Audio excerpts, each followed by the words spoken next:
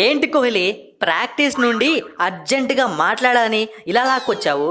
ఆ బాబర్ గాడు అప్పటి నుండి ఏదో విషయం మీద తెగ గింజుకుంటున్నాడు. వెళ్ళి కాస్త హెల్ప్ చేద్దామా? నువ్వొకడు కోహ్లీ, అన్నిట్లో వేలు పెడతావు, మనకు అవసరమా చెప్పు?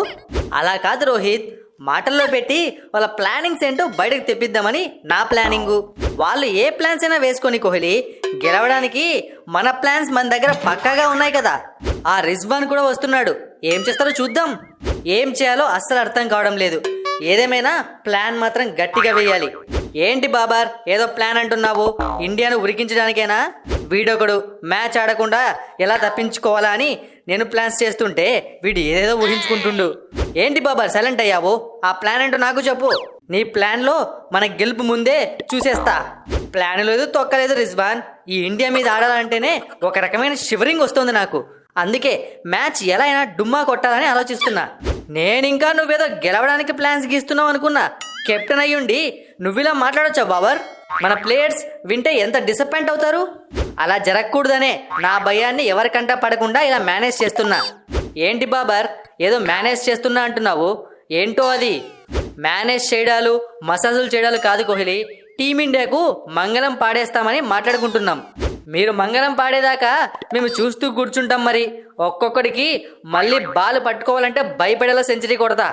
నిన్ను 10 రన్స్ దాటనిస్తే నా పేరు మార్చుకుంటా కోహ్లీ. అయితే కొత్త పేరు వెతికి పెట్టుకో. ఈ పొగరు మాటల్లో కాదు, చేతల్లో చూపించు. రేపు గ్రౌండ్లో చూపిస్తా. చూసి జడుచుకోవడానికి రెడీగా ఉండు. నువ్వు చెప్పినా అదే 100లోపు టీమిండియాను అలౌట్ చేస్తాం. అమెరికాతో ఒక సూపర్ ఓవర్ కంట్రోల్ చేయలేకపోయారు. మీరు మాకు వార్నింగ్లు ఇవ్వడం, అది నేను వినడం, ఇంతకన్నా కామెడీ ఇంకేమైనా ఉంటుందా? కామెడీ చేయడానికి మేము కమెడియన్స్ కాదు, క్రికెటర్స్. మిమ్మల్ని ఓడించే సత్తా ఉన్న క్రికెటర్స్. మీకు ఓడిపోవడం అలవాటు, మిమ్మల్ని ఓడించడం మాకు ఆనవాయితీ. ఇందులో ఏ మార్పు ఉండదు రోయ్. కోహ్లీ, ఎలాగో జరిగేది అదే. రేపు డైరెక్ట్గా చూస్తారులే వాళ్ళే.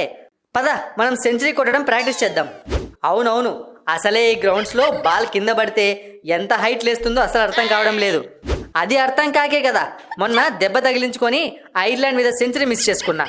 వాళ్ళు కొట్టింది 96 రన్లు. నువ్వెట్లా సెంచరీ చేద్దాం అనుకున్నావు? ఓ అవును కదా, మర్చిపోయాను. సర్లే, రేపు పాక్ మీద కొట్టేద్దాం. బాబర్ అన్నా, అస్సలు భయం లేనట్టు భలే మేనేజ్ చేసావన్నా. ఆ మాత్రం మేనేజ్ చేయకపోతే ఇక్కడ కష్టం రా బాబు. పద, వెళ్ళి కనీసం పోటీ ఇచ్చేలా అయినా ప్రాక్టీస్ చేసుకుందాం.